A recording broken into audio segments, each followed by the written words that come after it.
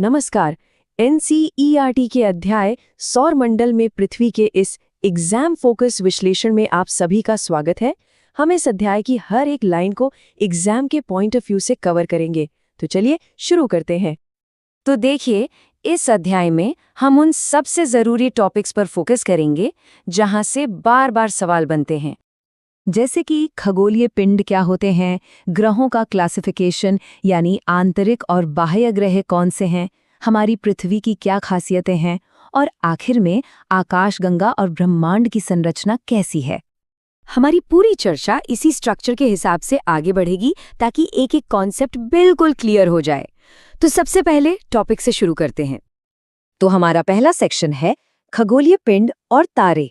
यहाँ से बहुत बेसिक फंडामेंटल क्वेश्चंस बनते हैं, इसलिए हर डेफिनेशन पर खास ध्यान देना होगा। अच्छा, तो सबसे पहली परिभाषा है खगोलीय पिंड की। इसे नोट कर लीजिए।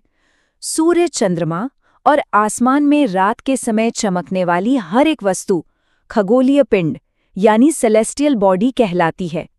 एग्जाम में सीधा स्टेटमेंट आ सकता है, क्या सूर्य और चंद्रमा खगोलीय पिंड हैं? तो इसका जवाब है जी हाँ। अब यहाँ पे आता है सबसे इम्पोर्टेंट डिफरेंस जो एग्जाम में पूछा जाता है। देखिए, तारे वो होते हैं जिनके पास अपनी ऊष्मा और अपना प्रकाश होता है, जैसे कि हमारा सूर्य।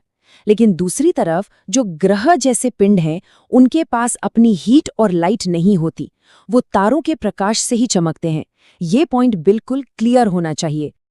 तो फिर एक सवाल मन में आता है कि आसमान में बाकी तारे इतने छोटे क्यों दिखाई देते हैं? इसका बहुत सिंपल सा जवाब है, उनकी दूरी। वो हमसे बहुत बहुत ज्यादा दूर हैं, इसी वजह से वो हमें छोटे दिखते हैं और उनकी गर्मी भी हम तक नहीं पहुंच पाती। अगला इंपॉर्टेंट टर्म है नक्षत्र मंडल या कॉन्स्टलेशन।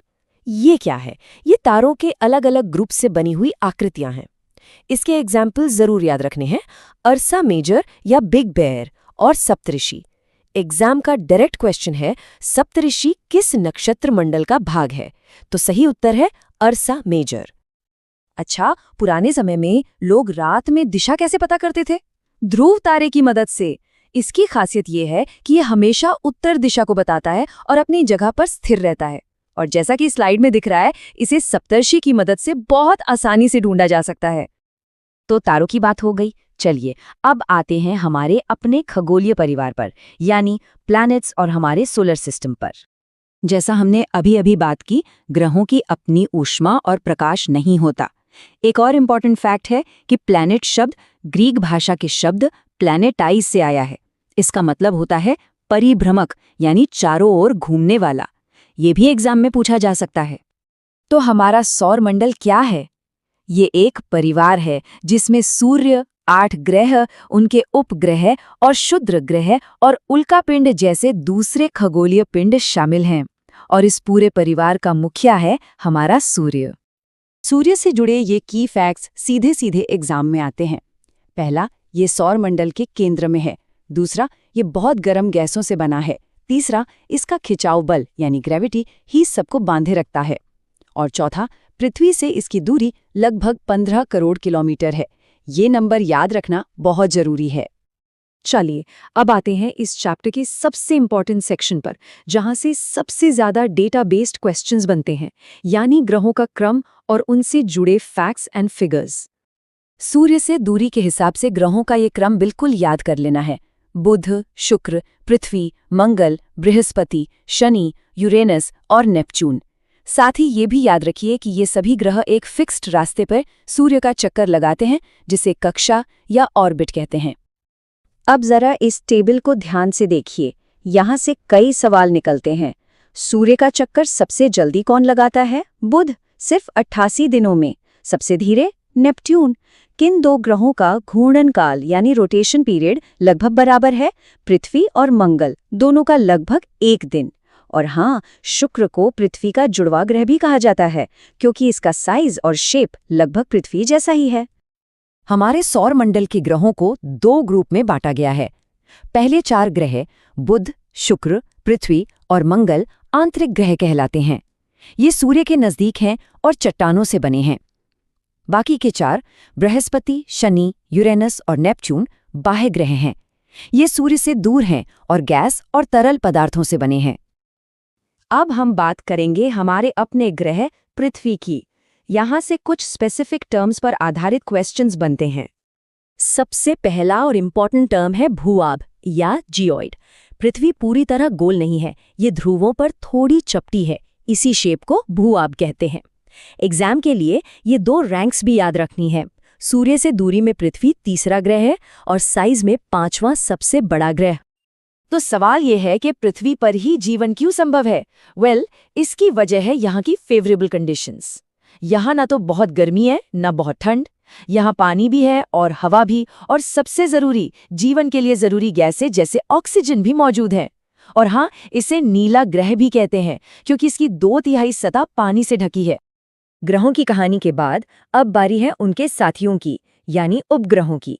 इसमें हम प्राकृतिक और मानव निर्मित दोनों तरह के सैटेलाइट्स की बात करेंगे। हमें हमेशा चांद का सिर्फ एक ही हिस्सा क्यों दिखाई देता है? ये एक बहुत कॉमन एग्जाम क्वेश्चन है।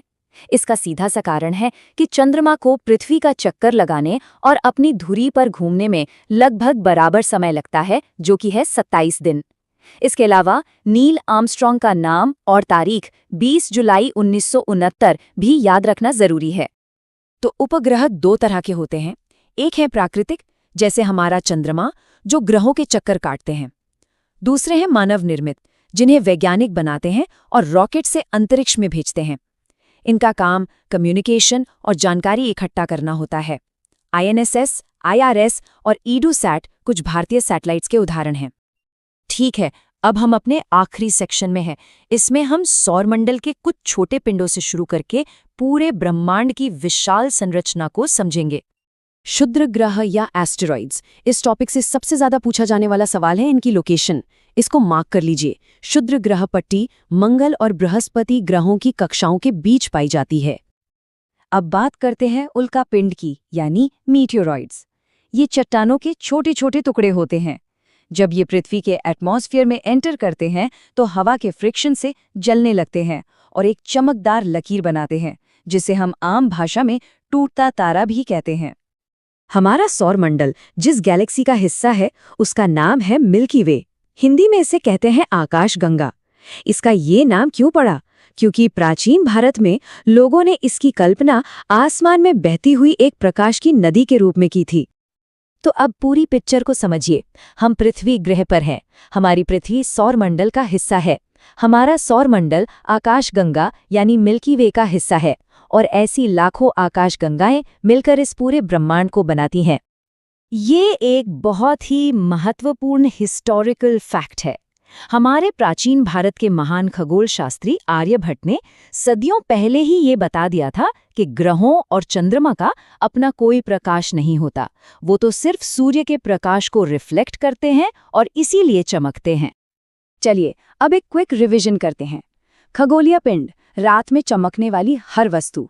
ध्रुव तारा, हमेशा उत्तर दिशा। प्लैनेटाई का अर्थ परिभ्रमक या घूमने वाला। सूर्य से पृथ्वी की दूरी लगभग 15 करोड़ किलोमीटर।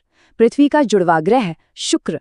पृथ्वी का सही आकार भूआब या जियोइड। चंद्रमा का परिक्रमण और घूर्णन समय 27 दिन। क्षुद्र ग्रह पट्टी मंगल और बृहस्पति के बीच। हमारी आकाशगंगा मिल्की वे। इन सभी पॉइंट्स को एग्जाम के लिए अच्छे से याद कर लीजिए। और अंत में एक सवाल, अगर लाखों आकाशगंगाएं मिलकर ब्रह्मांड बनाती हैं, तो इस ब्रह्मांड के भी परे क्या है? ये सवाल हमें इसकी विशालता का एहसास दिलाता है। खैर, इस अध्याय से जुड़े सभी एग्जाम रिलेटेड पॉइंट्स हमने कवर कर लिए हैं। अगले विश्लेषण में मिलते हैं एक नए अध्याय के साथ। धन्यवाद।